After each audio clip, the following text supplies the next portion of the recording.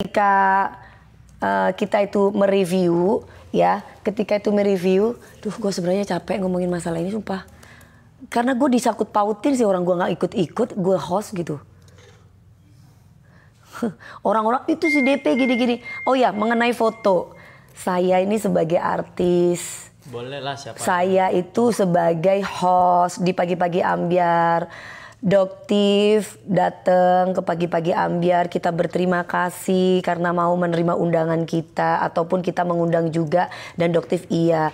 Dan mungkin nanti akan fair juga, mungkin nanti dari pihak Kak Sela atau pihak SS kita juga undang untuk bisa adil gitu. Jadi nggak ada yang kita itu berat ke sini, berat ke situ atau gimana. Semuanya berhak mereka untuk membela masing-masing, membela diri sendiri, itu berhak. Ya, jadi mau itu SS, mau itu Doktif, mau foto sama saya, foto lah. Gak ada masalah karena ibu. Saya tidak ada tim-timan. Ibu gak ada. Saya di sini sebagai host. Ya, sekali lagi saya di sini sebagai host di Pagi-Pagi Ambyar. Jadi nggak ada kepentingan ini, nggak ada kepentingan itu. Lah, kalau misalkan ada buzzer-buzzer atau SDM rendah ngatain aku, Dewi Persik tuh cuma pelongo-pelongo diem aja. Ada tanggung jawab masing-masing di saat kita lagi nge-host. Kalau Rian Ibram lagi ngomong, saya nggak akan mungkin, itu nggak akan mungkin. Nanti yang ada berantakan, ini ngomong, ini ngomong, ini ngomong, ini ngomong. Jadi lebih baik kita dengarkan dulu. Selesai dari sini, dari Rian Ibram kita selesai ngomong, baru nanti Doktif. Nah setelah Doktif nanti ada bagian saya gitu. Nggak bisa tuh semuanya ngomong, semua ngomong. Kan lo kayak kampungan, Rek. Lapas kabeh ngomong kabeh ricu. Yang mau didengar yang mana?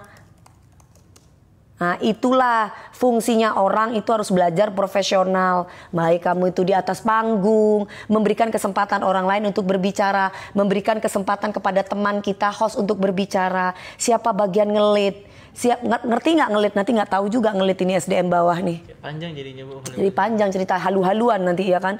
Nah, ibaratnya tuh gini, siapa bagian yang memimpin. Misalkan di kasusnya Doktif, misalkan Mas Rian Ibram, ngelit itu adalah memimpin ya, mengelit itu ketuanya untuk dari berempat, misalkan pertanyaan-pertanyaan apa yang harus dikasih ke Doktif atau mungkin ke SS nantinya kayak gitu. Nanti tamu selanjutnya mungkin siapa lagi bertanya siapa. Nah, jadi digilir ketuanya, nggak bisa terus yang Rian Ibram ngomong itu DP kok pelongo-pelongo. Ya aku harus bisa mendengarkan Rian. Aku menghargai host yang lain. Doktif ngomong, ya aku harus dengerin Doktif. Nah Doktif kan ibaratnya kalau udah Rian ngomong terus aku cer-cer Doktif juga, itu tidak adil. Nanti kalau digituin kalian bilang, duh kok Doktif diserang sama 4 host. Nah, namanya itu musyawarah mencapai mufakat. Itu bisa kita itu bisa langgeng hubungan pekerjaannya gitu ya. Yang nggak paham kalian pasti protes.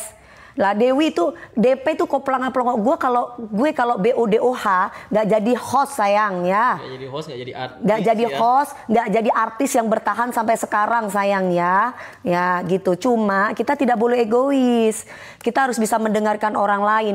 Kita itu bukan kampungan. Kalau sudah ibaratnya kalau sudah ada yang mewakili apa pertanyaan kita, ngapain kita bertanya diulang? Nah itu fungsinya ini biar fungsinya TikTok, SDM yang SDM ke bawah yang nggak punya otak itu biar bisa mikir. Nah, Dewi Persik ngoceh, Rian Ibram ngoceh, Karen Delano ngoceh, Mami Ola Ramlan ngoceh. Kan berarti kan menyerang Doktif semua istilahnya. Atau menyerang SS semua. Nah, jadi kita itu harus bisa imbang di sini. Dengarkan dulu yang sini. Dengarkan dulu yang sini. Kalau misalkan dari Doktif ibaratnya sudah memberikan jawaban dan memuaskan kepada kita, kita itu matanya itu berempat tuh langsung oh berarti tidak ada pertanyaan untuk next step. Berarti kita akan bertanya yang lain gitu loh. Jangan hanya gara-gara kasus ini terus tiba-tiba ada foto King Nasar, Mbak.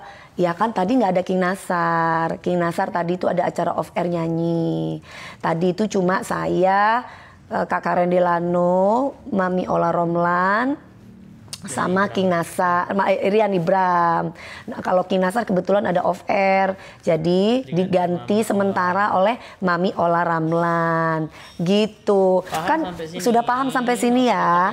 Jadi pertanyaan-pertanyaan dari Rian Ibram kepada Doktif ini sudah mewakili 3 host.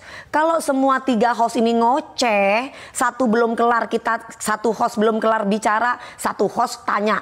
Belum selesai yang 2 host, tanya lagi yang 3 host. Lah pas jadi kampungan, guys. Singkatnya dirungokno, yang mau didengar tuh yang mana? Nah, itu fungsinya ya, guys. Ular. Oh, nonton ular. Kalau kamu pingin nonton ular, ada sinetron saya namanya Nadine, ya. Sama ular judulnya apa itu, ular yang gini-gini, yang film gue lupa gue. Ratu Pantai Selatan. Nah, ular kadut ya, Mi. Kok ular kadut? Hodamnya aku kan Nyi Loro Kidul. Kok ular kadut? Gimana sih kamu? Nggak tahu kamu? Putri, pret udah poh ya Putri. Ania. Kenapa kok pret Putri? Wedok kok sembarangan pret. Kok niku, yo? Ular opo? Ular naga, ular centong, ular apa maksudnya? Hah? Kasih paham Mami, ular Nyi Loro Kidul. Oh iya, Nyi Loro Kidul. Kalau aku pro-nya ke siapa? Aku pro kepada pihak pemerintah. Kita mengikuti sesuai aturan. Kita mengikuti sesuai pemerintah. Karena masalah ini sudah dilaporkan kepada pihak yang berwajib. Jadi biarkan pihak yang berwajib nanti yang akan menentukan siapa yang salah, siapa yang benar.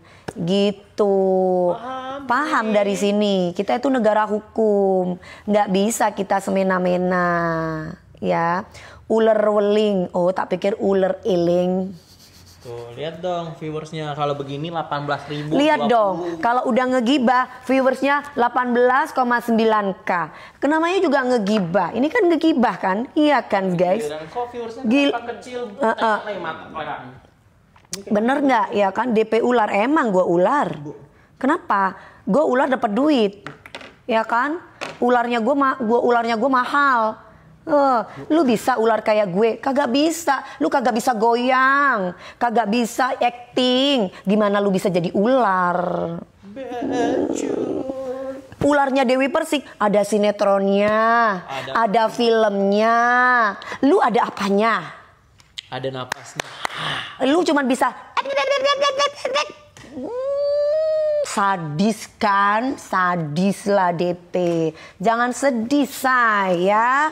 Kamu itu ya, ular yang tidak merugikan. Benar banget ya.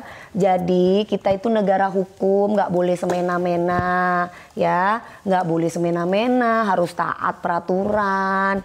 Karena semuanya ini, apa yang terjadi ini jangan pernah kau ciptakan huru hara. Yang ada perdamaian di muka bumi ini, di muka bumi yang sangat indah ini. Jangan berisik, jangan huru hara ya guys.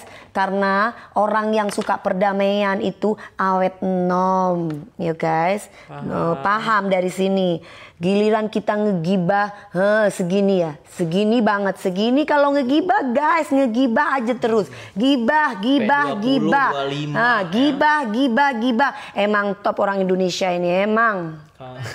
Segini ya, segini banget, segini. Coba aja giliran kali ini. Kok viewersnya dikit? Siapa itu Mbak? Bahas siapa sih ini? Enggak, tadi kan orang-orang tanya Mami DP tim mana? Pertanyaannya kan itu. Saya jawab, saya tim nggak yang mana-mana. Saya ini kan sudah masalah ini sudah diserahkan kepada pihak yang berwajib, ya kan? Nah, tadi bintang tamunya juga ada Papi Uya Kuya sebagai Komisi 9. Nah, di sini sudah dijelaskan bahwa kita ini semuanya, aku tadi setuju dengan ucapan Doktif bahwa Doktif mengatakan kita itu mereview beberapa produk, ya kan, beberapa produk katanya kan diizinkan, tapi perlu digarisbawahi kalau versi Papi Uya diizinkan di sini tetap dalam pengawasan BPOM, izin BPOM. Jadi nggak boleh mereview itu semena-mena, itu nggak boleh. Karena kalau misalkan kalau aku pribadi ya bukan saya kan bukan kapasitasnya dokter, apalagi kapasitasnya dokter. Pastinya kalau memang ingin membantu masyarakat, kita senang, bahagia. Jadi masyarakat bisa melek tentang skincare, mana yang bagus, mana yang tidak bagus. Cuman kalau kita ingin menengahi masalah ini, BPOM itu selalu mengeluarkan produk-produk yang aman atau tidak aman, ya, yang aman atau tidak aman, entah itu setiap bulannya, entah itu setiap berapa minggu gitu. Nah, disitulah kita sebagai warga negara Indonesia, kita membantu BPOM untuk